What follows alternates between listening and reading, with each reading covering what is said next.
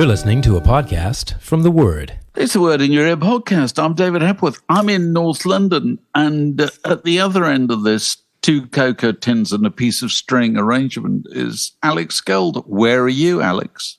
I'm currently pottering sedately through the Messina Strait towards Greece. Oh, right. Very nice. Very nice. So you've just joined a cruise. I have. I'm on here for 3 weeks, and it's mainly Italy and Greece with a peppering of Malta just sprinkled on top. Have you met your fellow Beatles? I met half the band walking to the stage yesterday. That's what this world is like. Really? Go on. Yeah. Well, I don't know if I've spoken about this before, but the thing about Beatle world especially is because these songs are all about arrangement, and you take away those arrangements that we all know and love from the records, and they cease to be the songs. So it's almost orchestral in that respect. The music is written and you play it in a certain way. And everybody does that. Everybody learns the songs in a particular way. So as soon as you've got the songs down your neck, you can play in any Beatle permutation on the planet and it will always be broadly the same.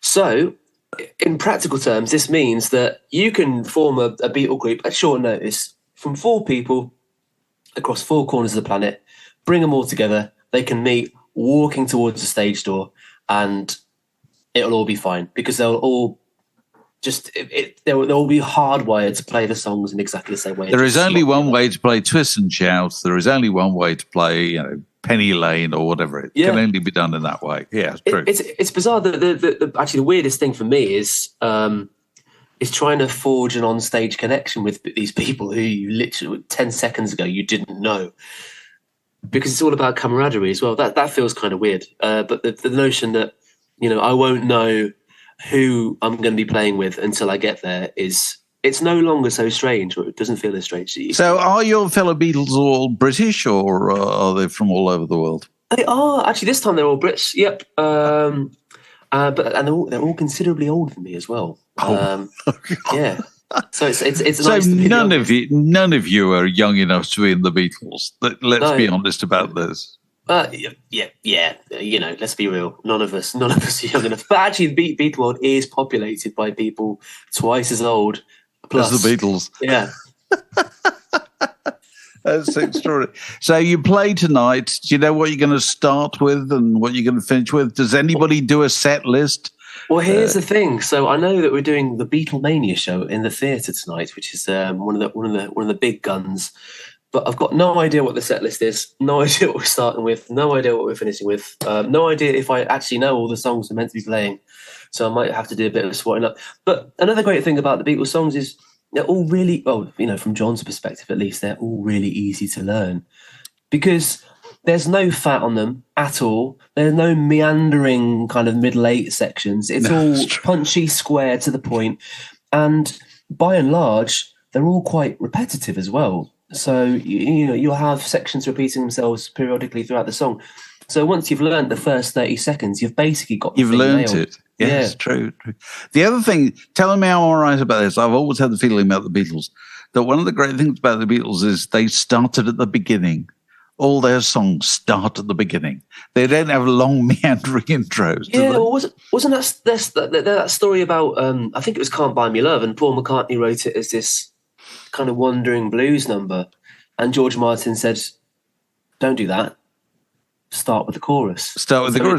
Well, they'd said Nile Rodgers' standard piece of advice, isn't it? Don't bore us, get to the chorus. Because Nile Rodgers, who co-produced David Bowie's Let's Dance, which I think I'm right in saying came out 40 years ago, pretty much now. I think I'm right in saying that. And was David Bowie's biggest hit and his last number one. Yeah, let's not forget. Yeah. Nile Rodgers' key piece of advice with Let's Dance was when he first heard it, he said, start with the chorus. Start with the chorus. And once you've done that, it's a fundamentally different kind of record, isn't it? Because you've declared up front, you've shown your hand, haven't you, early on? Please love us. Please dance. You know what I mean? It's got to be a hit. I don't think it's ever been more important as a concept. With diminishing attention spans, you've got to deliver that hit really, really, really quickly in order to get people to stay and stick around for the whole thing. you know. Now, having talked about that, have you heard in any shape or form the new Taylor Swift record has just come out? Yes, she's just released a single with Post Malone, hasn't she? Well, that's the one I was listening to this morning, which actually doesn't start at the beginning at all, actually. But she's Taylor Swift. She can do whatever the hell she wants. Well, can she? That's an interesting point, because I was reading with interest the reviews. She's put out this, what's it called? The Tortured Artist Effect or something like that. It's called Tortured Poets Department. Yeah. Was it Todd Rundgren made a record called The Ever Tortured Artist Effect? I think I'm right saying that. Anyway, Taylor Swift. And she's kind of put out a double album, really. And Mark and I were talking about this only the other week in the light of the fact it was however many years it was, 30 years since Bruce Springsteen put out 2 albums on the same day. And we were saying, whenever people put out a load of stuff, what they're really saying is, I can't be asked to edit this. You know what I mean? I can't do the difficult bit of this job, because I'm just looking at this from my point of view as a writer. Okay. You know, that there is always, I can't remember which famous author wrote a kind of long letter to somebody and said, do forgive me for making this letter so long. I didn't have time to write a short one. And there is huge truth in that, because the work in writing, and I would suggest the work in anything, well, you were saying to me just is the reduction. Is the reduction. That's the hard work. Go on. You were talking to me about the best man speech last week, weren't you? And God, yes. Very similar advice on that front. You and Mark both said exactly the same thing. Which is, well, I mean, I always say with speeches, start in the middle and finish soon afterwards. You know what I mean? With a speech of any kind, the audience should always feel it's about to finish. And consequently, they ought to listen. And you have to approach these things. I think we were talking about this. Sorry, you just reminded me about this. You know, that I think giving a speech to a load of adults is just like talking to a class of 7-year-olds. Absolutely the same. Because the 7-year-olds, unless they can see a really pressing reason why they should listen, i.e. the immediate prospect of amusement or vital information that they might need, if they don't feel that, their attention just completely wanders. It's completely the same with adults. Utterly the same. No, totally. There's a very fine line between feeling entertained and feeling held captive, isn't there? Absolutely. So, you know, with writing books or anything, you know, it's getting it down. You know, it's reducing. It's the hard work. Editing yourself is the hard work. You know, famous author, I can't remember who it was. Yeah, it says Dr. Johnson, I think. Samuel Johnson, all those years ago, says, when you've written something, read it back, find the piece that most pleases you, and strike it out. You know, weirdly enough, I was just about to come to that, because I remember you told me that years ago, and I can't remember what we were talking about, but you imparted that absolute nugget of wisdom. And I'm sorry about this, Alex. You're tethered to me and Mark. You know, you have to listen to our piece of advice. Come round every 10 years or whatever. We don't have much to add to it at all. But anyway, you know, with records, which is how we began with, you know, Taylor Swift, it's giving people 16, 18, whatever songs. It's not a good thing. You know, give them 10 that you think are really good, that you want to be measured on, you know? I do agree. I don't think that she just can't be asked, though, because I think it's pretty much understood that she's a grafter and she's not shy of a bit of elbow grease. My gut feeling is she's in her full, inverted commas, artistic flow, and just so she thinks that whatever she has to say is really important. And I think that's the issue. She's in that pomp era. It is really. She's in her own imperial phase, isn't she? The definition of a golden age, there's another old quote, is a time when things work in such a way as to make you think they will work this way forever. And they won't. Nothing ever does. I was just looking at the reviews of the Taylor Swift record and speaking to somebody who used to write reviews, and is deeply relieved that I no longer have to write them. I get up every morning, spring in my stride, leap out, but yippee! I don't have to review some bloody record, that somebody wants, 100 words about by Monday or whatever. Because you then have to struggle to come up with an opinion. You don't have an opinion. Anyway, the Taylor Swift reviews are really interesting because they all appear in the papers and on the various different websites yesterday when the thing drops. And clearly all the people listening to it have only listened to it like 3 times. And of course it's a load of tracks, so they probably listen to it fewer times than they normally would.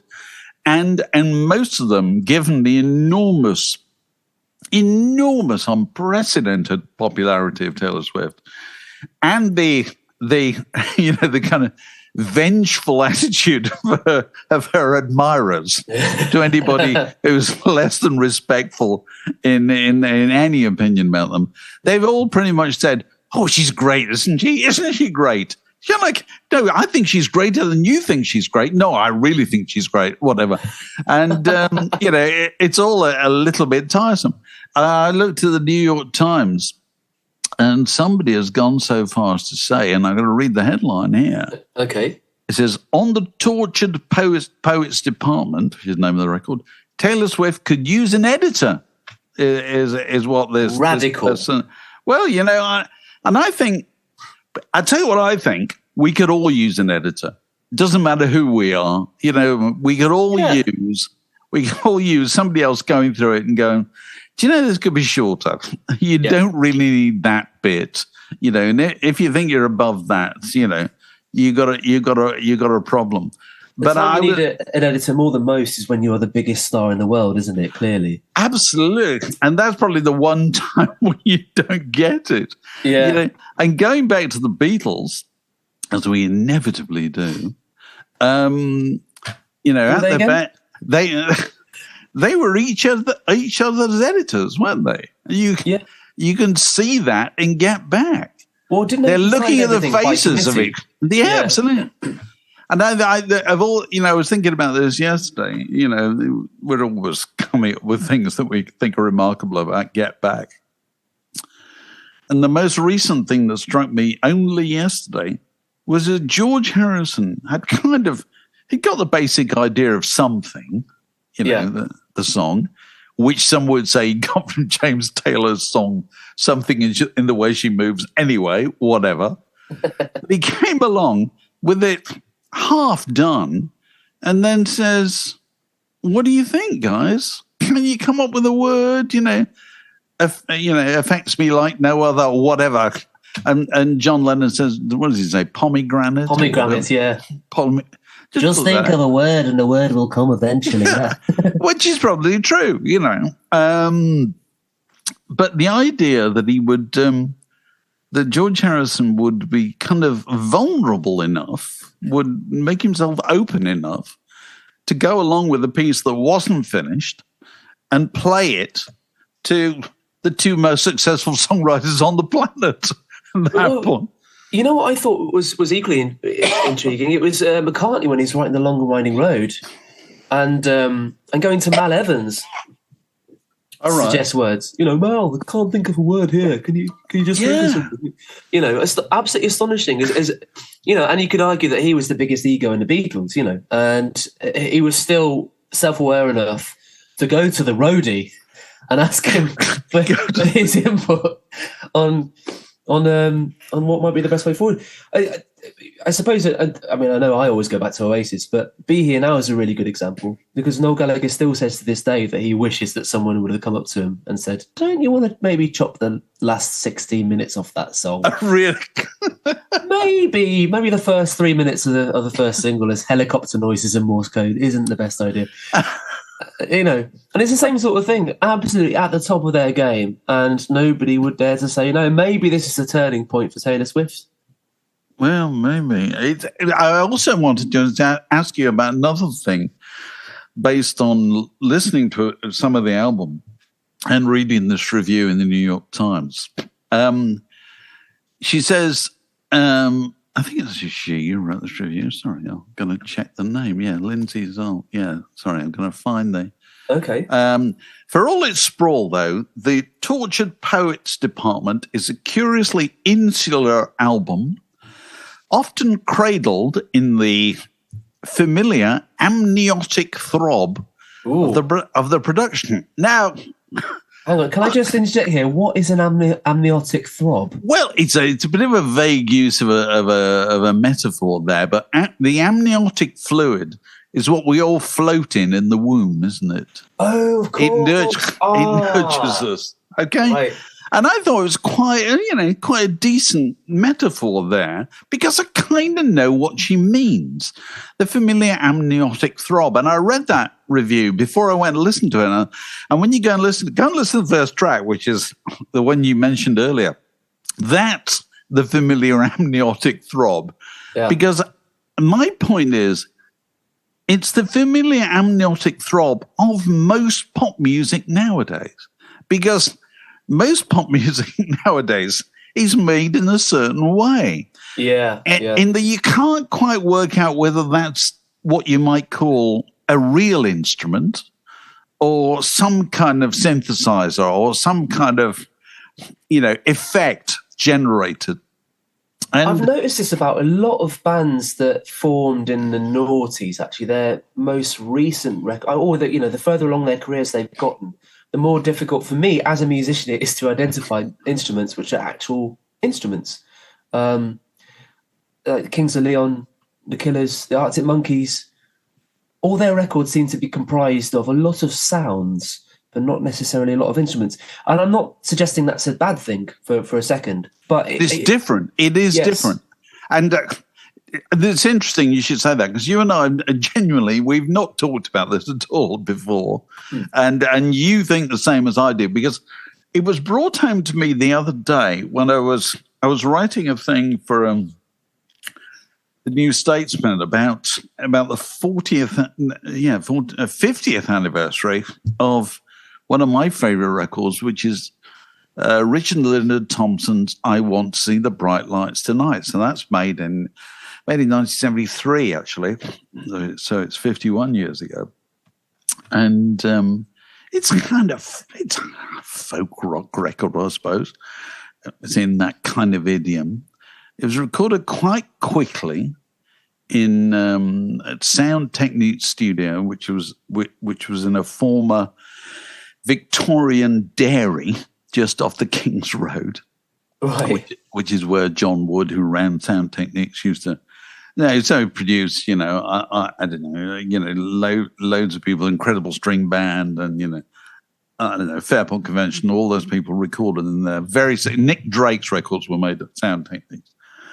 Some John Martin records were made at Sound Techniques. Richard and Linda Thompson, and so forth. Anyway, and I was listening to it, and it stands up ridiculously well, actually. But one of the things that strikes you about it, listening to it, is it's quite stark. You can hear there's a drummer, there's a bass player, there's an electric guitar, an acoustic guitar, there are two singers, and then there's occasional contributing musicians, people playing crumb horns or whatever. And, a bass singer comes in to lend a dramatic rumble. And then on one track, I think it's just one track, you have the CWS Silver Band from Manchester. So whenever an instrument enters, there's a drama to it. Right, because you can kind of picture it. You can't help listening to this record and picturing the people doing it. Whereas the records that you just referred to, records made in the last 10 years or so, you no longer have that feeling at all. It's all just mysterious noise. Absolutely. And it's this thing as well of, your favourite permutation, whatever it may be, whether it's Richard and Linda Thompson or the Arctic Monkeys, you know how many people there are in that particular organisation, and you know what it is they do. And you're right, when that sound comes in, you can picture that person doing that thing. Whereas if a strange, mysterious, unprompted sound just appears that isn't anything to do with the traditional permutation of this group, I don't know if I don't know if it's just me, but it feels a bit bewildering, because you think, who could be doing that and why? What, it feels somehow out of place, I think. Unless it's a feature. If it's a feature, you know why they're there. If the London Philharmonic are on providing strings, for example, you know why they're there. Again, you can picture them. But if it's a stray synth sound, it's really hard to find a place for it in your vision of what that outfit should be. But also, do you think it's also increasingly the case that we know, whether we know it consciously or not, that a lot of the noises, musical noises, being contributed on a wide range of records made in the 21st century are being contributed by people who are probably not in the studio. They may even be in different countries. Get Lucky's. Go on. Get Lucky's a great example of this. The Daft Punk single. Yeah. That was made almost entirely remotely, apparently. Yeah. Astonishing. Noel Rodgers dialed in his guitar from halfway across the world, and they went, "No, can you do it a bit more like this?" And so they send it back. He does it again. That's it. But that is increasingly how records are made. Completely remotely. But it's not just how records are made; it's how everything's made. Yes. Because everything is made basically everything is made on keyboards, such as you and I have in front of us now. Me in North London and you on a cruise ship out there. And so we no longer, we read a newspaper or whatever, or you read it online. You no longer have a mental picture of people putting together a newspaper, and they've just done it last night, and then they've finished and gone to the pub. You watch a kind of Netflix series. You no longer have a sense of a load of people on a film set with trailers and so forth. Well, funny enough, I was making a piece for a commission a couple of months ago for a corporate thing, and I did half of it at home, and I was using the instruments I had just lying around. And then I went to Madeira on holiday, and we had some more stuff to do on it. And I finished it just using my laptop and using the sounds I found on my laptop, and using my laptop keyboard as a guitar or a piano or whatever. And it all sounded perfectly fine at the end, and you wouldn't know. But I made pretty much put together half of this piece just using a laptop to make and making it sound organic. So yeah, it's a very strange thing, isn't it? It's very strange, but that's the way the world is. That's the way the sausage is made in the 21st century. And we'll be back in a moment with the story of how something was made in the 20th. After this. The Word Podcast. Prime cuts of popular culture served fresh each week. So sad to hear the news that Dickey Betts of the Allman Brothers band has died at the age of 80. Now, I wouldn't mind betting, Alex, you don't know much about Dickey Betts and the Allman Brothers band. Am I correct? You are indeed correct. I do not know that much about him at all, actually. But you're probably aware of his... I'm keen to find out, though. Good. You come to the right place. But you are no doubt familiar with the probably best-known tune, and it is a tune because it's an instrumental, which is Jessica by the Allman Brothers Band, which for years has been the theme of the BBC globe-girdling hit Top Gear. I'm very familiar with it, of course, but I've never known what it is. This is the first time I've heard it referred to by actual literal name. That's extraordinary. You see, because I never thought of this, because to people like me and Mark, people of our generation, it was the Allman Brothers Jessica for like, I don't know, 20 years before it popped up on the soundtrack of as the theme tune of Top Gear. And like most people, I probably thought that's a really good choice. Actually, it is amazing to me that I've listened to it for all those years. It first came out in 1973, and I've never got bored with it ever. I just think it's endlessly appealing. That tune, it always just has a kind of heart-lifting quality about it, which, accompanies the sensation of driving. I suppose that's the idea. But I just thought I'd take this opportunity, seeing you're here and Mark Allen's away in foreign parts, to just recapitulate the extraordinary moral tale that is the Allman Brothers Band story. Please do. Because it bears repetition. So you may be somewhere in the deep recesses of your mind, where you keep your library of rock images, have an idea of a kind of Southern American rock and roll band, with curtains of hair. Yeah, long hair. Walrus mustaches probably involved. Actually, there's a full beard in my head. Okay, there will definitely be full beards. Yes. Some kind of headpiece. And they kind of chewing tobacco or smoking, probably, while playing long, kind of fairly drug-addled, guitar excursions. That's the idea of one sort of Southern rock brand. Well, that is the Allman Brothers Band. That is, if you go and look at them, that's what they look like. Anyway, they came out of Florida originally, and they were formed around two brothers, Dwayne, who played the guitar, particularly the slide guitar, and Greg, who sang and played the Hammond organ.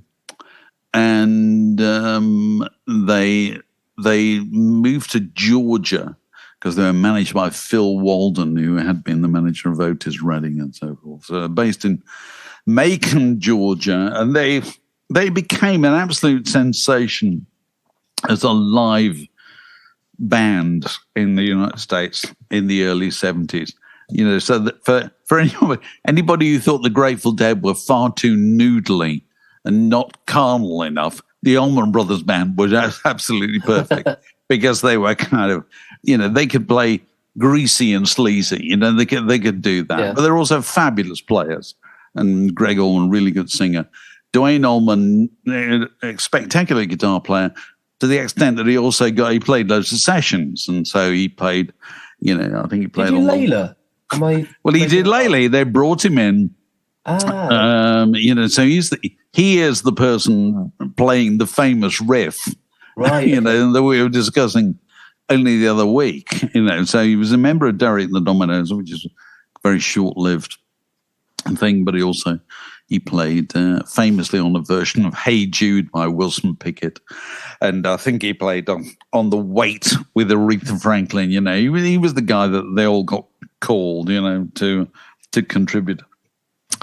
But the Allman Brothers Band, when they weren't playing live and becoming enormously popular, they used to drink a lot, chase women, and ride motorcycles. They were good old boys, the Allman Brothers Band. The famous old expression about Keith Richards. Not so much burning the candle at both ends as applying a blowtorch to the middle. That can apply to the Allman Brothers Band. So they had a breakthrough live album, recorded at the Fillmore, came out in 1971, came out in 72, I think, recorded 71. Huge hit. And no, actually, later in 71, and probably before it even come out, Duane Allman went on one of his motorcycle rides not far from Macon, and had an accident and died. So he was dead about the age of about 24, 25 or something like that, having done unbelievable stuff in a very short period of time. And anyway, put out an album called Eat Peach, which was an even bigger hit, I think. Excuse me. Sorry, Alex. I'll drink a water. Yeah? I'll pop an edit point here. All right. Okay, mate. They put out another album called Eat Peach, which was mainly live and so forth. And then Barry Oakley, who was the bass player of the Allman Brothers band, he also went out on his motorbike, on the near Macon, Georgia. He also had an accident. He also died. Okay, So within quite a short period of time, two of them died, and so the Allman Brothers have to kind of reform, get themselves sorted out again. And so they get in a new bass player, and they get in Chuck Leavell as a piano player. And they start making an album, and Dickey Betts is the second guitar player. So previously he's been in the shadow of Duane, but now he's the kind of lead guy. So it's kind of up to him to come up with some tunes, and he comes up with this idea, or he has the basis of this idea for an instrumental, which he wants to call Jessica because he's got a child called Jessica. Okay. And he works on it with his mates. And here he makes fundamental operator error, which will be familiar to many musicians. He calls his mate Les Dudek in and says, "Can you help me out with this tune?" So Les comes in, and they're sitting around, as the Allman Brothers used to sit around, when he's smoking scary amounts of weed and playing. And apparently, according to Les, Dickey goes out into the kitchen to prepare the meal, which is, this might be stressful for you, Alex. Steak, of course, because this is the early 70s, and it's good old boys. Of course, it's steak.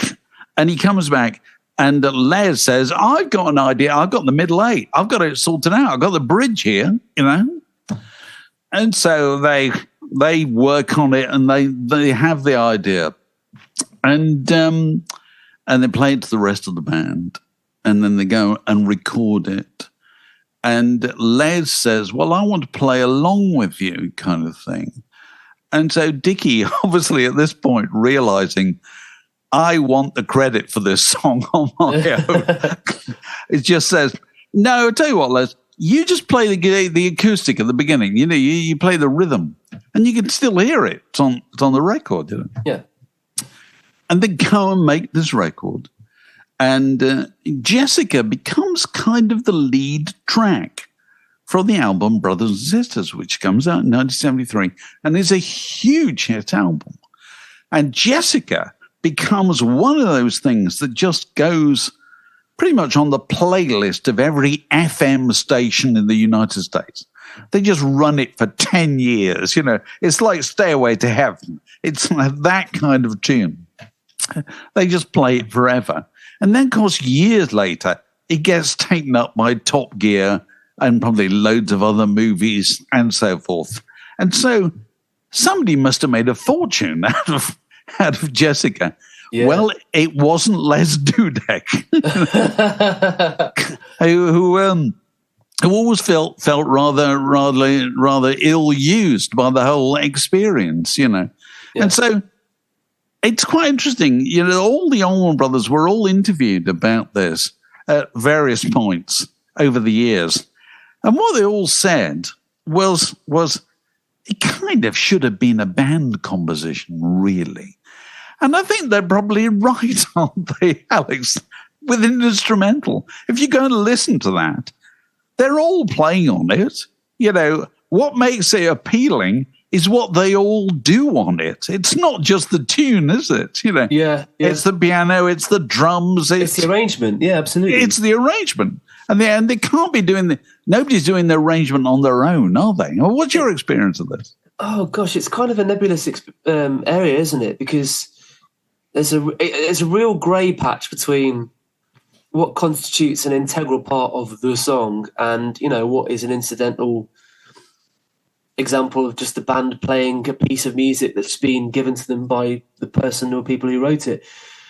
I mean, there was that thing with the Smiths, wasn't there? And I think, weren't Rourke and Joyce suing Morrissey and Marr because they felt that their contributions to, for example, This Charming Man were of equal import to theirs? I mean, to be honest, it's a real grey area because it really does depend on the song. I mean, I've had Jessica spinning through my head all the while you were talking about that. It was just on a loop. But what I was hearing with the twin lead guitars, and I wasn't hearing anything else really. Well, so, okay, after you could argue that everybody's listening experience is slightly different. Okay, that may be true. And after this, just go and listen to it again, and you know, they're all absolutely cooking on that thing. You know, I think the drums particularly, actually, and Chuck Leavell's piano part. You know, I think it would have been fair if that had been credited to the 6 people or whatever who were in the studio when it was done, but it wasn't. It went to Dickey Betts, you know. Well, the thing is, as far as I can think, all the bands that I can think of that do compose by committee, regardless of who writes what, they don't seem to have any trouble with reallocation of, you know, Blur. Blur. Okay, Blur. Interesting point. Why did REM stay together so long? Why are you two still together after all these years? Because they split the credit. I think it gives you as a human a better sense of the bigger picture, doesn't it? And it's a preemptor for the ego. If it sets the stall out that way. Coldplay as well. Oh really? Yes. Yeah. Is that the? I suppose it is the case. Yeah. It probably will be the case with all bands going forward, won't it? You know, because I think it makes sense because I mean, you could argue, I think, quite strongly that what constitutes a song is actually what's laid down on the record. It's not a song; it's a record. It's what you're doing. Jessica is not a composition; it's a record. That's my feeling about it. And what a record, you know. So, you know, it is, as I was saying, perfectly chosen for Top Gear. They wanted a tune that they could just, it gave the program a kind of fresh start every time it was played, it seemed to me. It always had a feeling of a new beginning, you know, Jessica. It feels like it moves, like it's propelled. Yeah. That's the beauty of it. It gives itself perfectly, I think, to the prospect of dynamic motion. Yeah, like you experience in the car, you know. Absolutely. But thanks for clearing up what it's called. I've been wondering all this time, and now I know. You probably don't even know that the tune for the BBC's Test Match special was it Soul Limbo by Booker T and the MGs? I had no idea about that either. You just thought it was that strange noise, you know, because all these things start somewhere, you know. But and I think they made the stupid error when they brought back Top Gear, and you know, they've finally knocked on the head, haven't they? After that terrible thing that happened to Freddie Flintoff, they re-recorded the damn thing, didn't they? For the last series, which is a really stupid thing to do. It's like, I was only talking about this the other day. Somebody was asking me about my time on the whistle test. And one of the stupid things they did there was re-record the whistle test theme, which again used to be started life as a thing called Stone Fox Chase by area code 615. Wouldn't that because of master accounting reasons, though? Well, I don't think in their case. I know what you mean. But I don't think that was the case with them. They just thought, let's do it again with a synthesizer, make it more modern. Oh, God. And the worst thing you can do is ever try to make the general rule. Another piece of advice, Alex. If it ain't broke, try to make anything more modern ever. Just don't bother. No point. People like it because it is what it is. Yeah. Nobody wants the modern version. They want the old version, because they don't think of it as old anyway. They just think of it as classic. You cannot bottle lightning. That's the thing, isn't it? And I've never heard that version, actually. I haven't watched Top Gear. I haven't watched it for years, but it's safe to say that I won't be seeking that version. No, well, yeah, you haven't missed anything. Oh, I know what a further thing I was going to say to you about Taylor Swift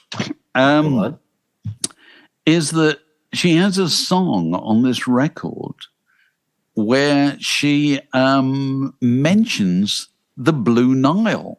Have you read that? I heard about that, yes. And the actual, I'm going to read you the line. Drowning in the Blue Nile, he sent me downtown lights. I hadn't heard it in a while. My boredom's bone deep. The cage was once just fine. Am I allowed to cry? Oh, dear. Anyway. Pull it together, Taylor. Pull yourself together, woman. You're a billionairess or whatever. Yeah. Anyway, drowning in the Blue Nile. He sent me downtown lights. So the Blue Nile not only get name checked, they get their record mentioned as well, the downtown lights. And here's my question to you. If you're a band seeking to be, more famous than you are, what would you rather have nowadays? A 40-minute documentary on streaming television or a single mention in a song by Taylor Swift? Which is the most powerful in terms of increasing your standing? What do you think, Alex? It's a no-brainer, isn't it? It's the Swiftie Association. Of course it is. I mean, God. There will be right now, there will be fans all over the world Googling the Blue Nile. Of course it will. They're all open Spotify and going through the whole catalogue. And there it all is. Because Mother, as the fans call her, apparently, Mother has mentioned it. And there we go. And I'll tell you the other interesting thing about the Blue Nile is in this case, loads of them will go and listen to them, and lots of them will really like them.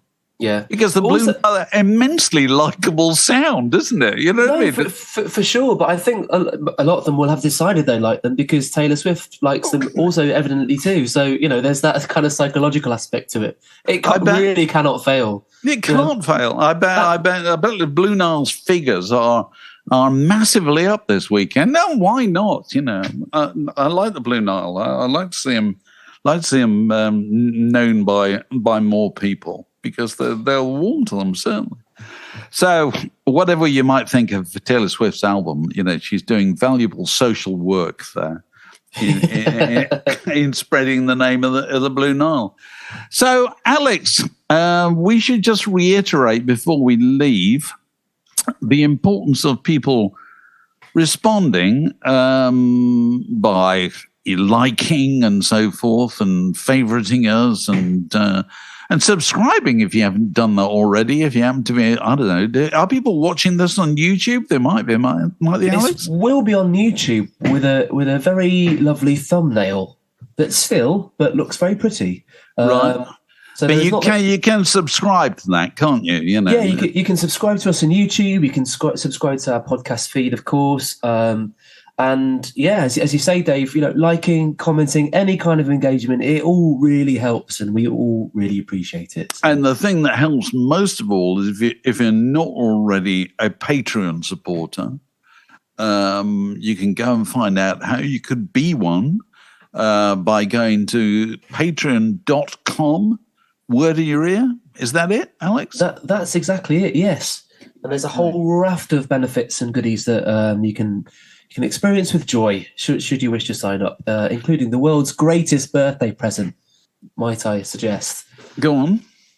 Which is having the pleasure of Mark and Dave coming digitally to your very abode, rummaging through your record collection. It's taking the mickey out of your record.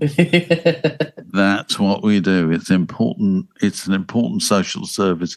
So, Alex, you're off for a day, sucking fruity drinks through straws and pretending to be a member of the Beatles. Do you know what I'm doing today? Go on. I'm helping my wife, who's decided that she's going to get rid of a load of stuff that's in the front room on the bookcases. I'm always saying, just thin out the books. You don't need that. You won't read that again or whatever. And she's not often in the mood, but now she's in the mood. And she's finally going to do today? She's going to get rid of the large books that have been in the front room for years. And for years I've been saying, do we really need those? And she looked rather hurt and said, yes, I just like having them. But now she's finally decided to get rid of them. And do you know what those books are, Alex? Go on. Telephone directories. My wife has a complete set. This must go back, I don't know, the early 80s or whatever. Wow. Like 5 volumes of London phone books. Here's a question. Are telephone directories still in press? I wouldn't have thought they're still made at all. I wouldn't have thought so. No. And actually, I take the mickey and I think, well, it's ridiculous. We don't want them, let's take them down the tip or whatever. But I know at some point today, I'll pick one up and I'll slide down into a sofa and you'll be able to find me an hour later, still flicking through, looking for old addresses of people I once knew. Because there's nothing that brings things back more than looking at entry in the phone book and seeing people's addresses. 23B Acacia Avenue, all this kind of stuff. It's like, it's time travel. So that's what I'm doing, Alex, and I'll let you know how it went next week. Bye-bye. Bye-bye. This podcast was brought to you by The Word.